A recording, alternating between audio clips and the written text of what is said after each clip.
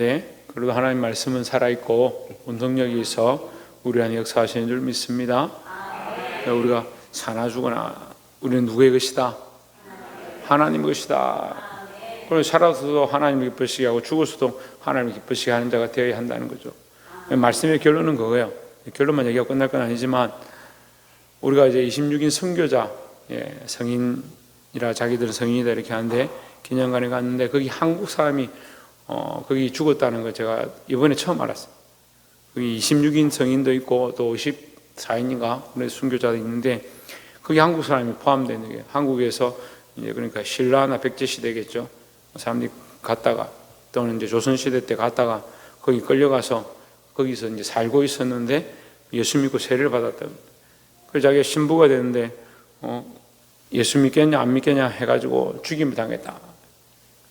그런 장면을 보면서 참 우리가 살아도 주를 위해 살고 죽어도 주를 위해 죽을 수 있겠는가 이런 고민을 해봤어요. 물론 우리와 같은 다른 종파지만 어쨌든 우리도 만약에 주께서 복음을 위하여 순교의 자리를 원한다 그러면 우리가 죽을 각오가 있는가 그런 생각을 해봤습니다.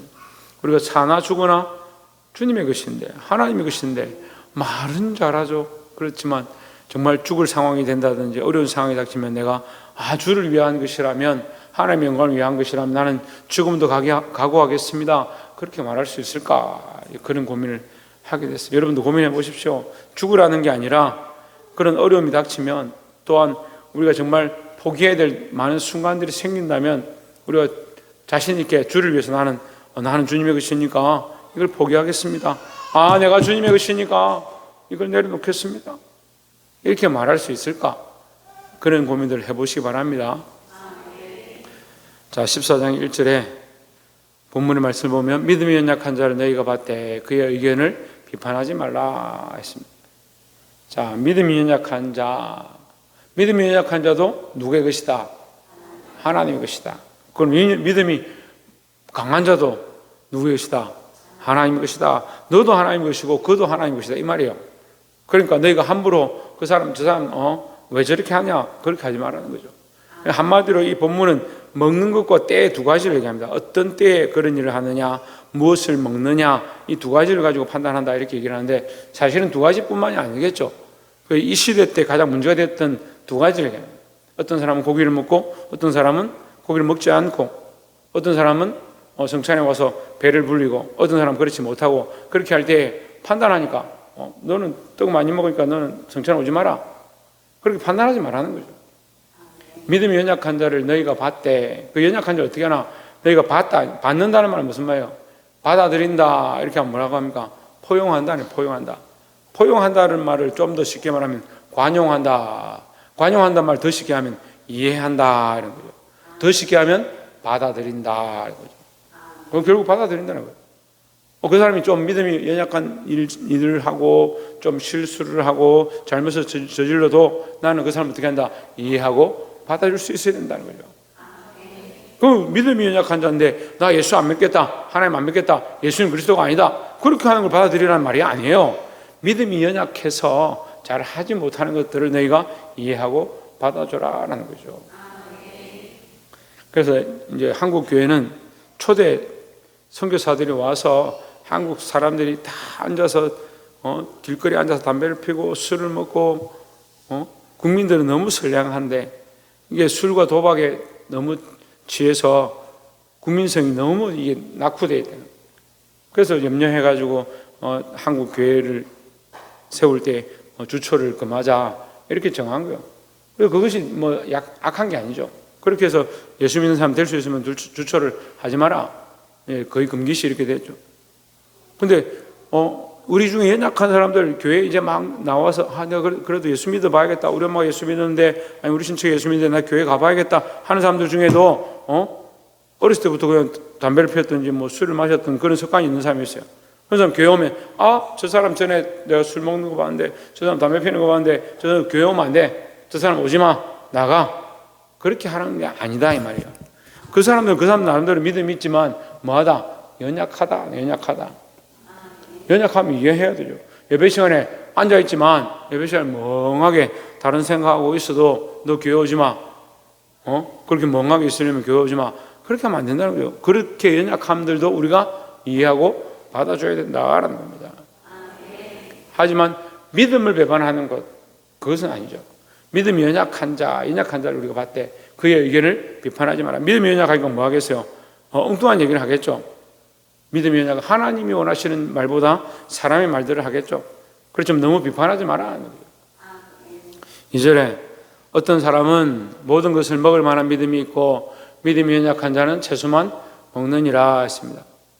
어떤 사람은 모든 것을 먹을 만한 믿음이 있고 모든 것을 소화시킬 만한 능력이 있고 이 말이에요. 어떤 사람은 모든 것을 다 소화시킬 수 있다. 어떤 말을 들어도 소화할 수 있고, 그래서 성경에도요 신학적으로 어려운 부분들이 많이 있어요. 이해할 수 없는 부분들이 있습니다. 억지로 해석할 필요도 없고 억지로 이해하려고 할 필요도 없어요. 이해가 안 되는 부분은 어떻게 해요? 믿으면 되는 거예요. 믿으면 되는 거예요. 그것을 다 소화시킬 만한 믿음이 있는 사람도 있고 그걸 다 이해 못할 만한 사람도 있습니다. 하지만 우리는 뭘 잊어버리면 안 되냐? 예수는 그리스도라는 사실을 잊어버리면 안 된다라는 거죠. 고기를 먹든 채소를 먹든 단단한 걸 먹든 부드러운 걸 먹든 무슨 상관이에요? 고기 먹는 사람 예수 믿고 죽 먹는 사람 예수 믿지 마라, 그런 게 아니죠. 그러니까 연약한 사람들이 있다라는 겁니다. 그래서 오히려 우리는 누구를 도와줘야 되냐? 연약한 자를 도와줘야 되죠. 믿음 있는 사람들을 챙길 게 뭐 있어요? 어떤 사람들은 섭섭해가지고 믿음 있고 교회 열심히 하는 사람들을 목사님 안 챙기고 꼭 어쩌다 교회 한번 나온 사람한테 찾아가고 신방하고 챙기고 그렇게 하더라. 목사님 좀 섭섭합니다. 믿음이 있는데 뭘 그 챙겨요? 믿음이 있는데. 믿음이 없어서 연약한 사람, 단단한 음식을 먹지 못하는 사람, 자꾸 시험에 들고 넘어지고 그렇게 하니까 그런 사람들을 우리가 이해하고 받아주고 사랑으로 덮어야 된다라는 거죠. 3절에 먹는 자는 먹지 않는 자를 업신여기지 말고 있습니다.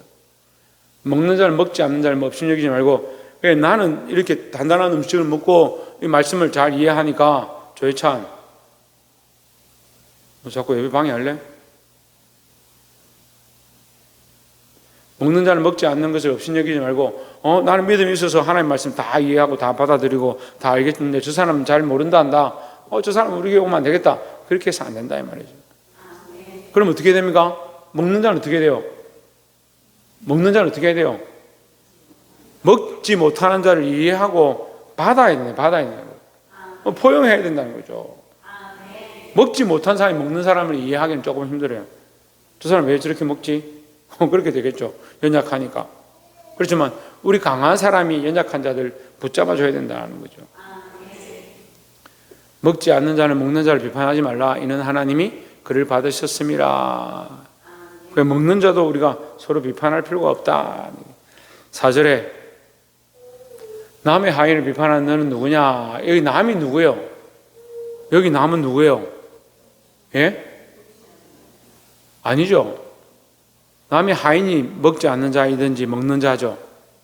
예? 연약한 자죠. 남의 하인이 연약한 자고 남은 누구예요 그러면? 남은 누구예요? 동서남북 할 때 남이요. 남이 누구예요? 내 남편이 남이에요. 먹는 자요. 하나님이 하나님. 네가 하나님을 왜 판단하냐 이 말이에요. 그도 나의 종이다 이 말이죠. 그도 나의 종이니까 그가 좀 연약하더라도 너희는 이해해라 이 말이죠. 그 하나님의 종이다. 네가 왜 함부로 판단하냐? 하나님을 판단한 게 아니냐 이 말이에요. 그래서 하나님께서 아침에 새벽부터 온 사람이나 해질 무렵에 온 사람이나 똑같이 돈을 주는데 판단하죠 사람들이. 우리는 아침부터 왔는데 왜 이것밖에 안 주냐? 저 사람들 먼저 주면서 저 사람들한테 줘놓고 우리도 똑같이 주냐? 이렇게 얘기하죠. 주인이 야단치죠. 내 것을 가지고 내가 내 마음대로 하는데 내가 주인인데 내가 약속한 대로 주지 않느냐? 내가 뭘 잘못했느냐? 너희가 어찌하여 나를 판단하냐? 이렇게 말씀하시는 거예요. 하나님의 종이니까 하나님께서 그를 인정하셔서 받으셨는데 너희가 그가 고기를 먹지 못한다고 제대로 봉사하지 못한다고 왜 함부로 판단하느냐 이 말이에요. 그러니까 우리가 성도들 서로 사랑으로 따라합시다. 성도는 사랑으로 이해할 수 있어야 한다. 연약한 사람들 서로 사랑으로 이해할 수 있어야 된다. 옛날에 어떤 분이요 저보고 선교를 왜 가냐? 한국에 있는 사람들도 불쌍하고 못 먹는 사람들 많은데 선교를 왜 가냐? 그런 소리 하는 거예요. 그렇죠? 그분을 이해하긴 하죠. 저도 이해를 해야 되니까 이해는 하죠. 그런데 여러분 생각을 좀 더 깊이 하면 우리가 하나님의 일을 하는 거죠. 거기에도 하나님의 말씀을 기다리고 하나님이 불쌍히 여기는 영혼이 있으니까 하나님의 뜻을 따라서 가는 거지. 근데 인간적인 관점을 가지면 어떤 사람들이에요? 눈에 보이는 이 사람들도 불쌍한데 왜 저기 있는 잘 보이지 않는 그 사람들한테 가느냐? 사람의 관점으로 하면 할 게 없어요. 우리가 하나님의 관점으로 하면 하나님의 것이고 하나님의 종이고 하나님의 백성이라 생각하니까 내 것을 내어서라도 하나님 나라를 위하여 하나님 복음을 위해서 이 일을 하는 거예요. 그가 서 있는 것이나 넘어지는 것이 자기 주인에게 있음에 그가 믿음이 없어서 쫓아내든 들어오게 하든 그 하나님이 하실 일이라 네가 하지 말라는 거죠. 그가 세움을 받으리니 이는 그를 세우시는 권능이 주께 있음이라. 능력이 주께 있다 이 말이에요. 그를 세우든지 넘어뜨리든지 누구에게 주권이 있느냐? 하나님께 주권이 있다. 5절에 어떤 사람은 이 날을 저날보다 낮게 여기고 어떤 사람은 모든 날을 같게 여기나니 각각 자기 마음으로 확정할지니라 했습니다. 이것도 마찬가지 뜻이죠. 어떤 사람 이 날이 더 중요하다, 저 날이 더 중요하다. 지금은 안식일을 지키는 종파가 아직 있어요. 안식일을.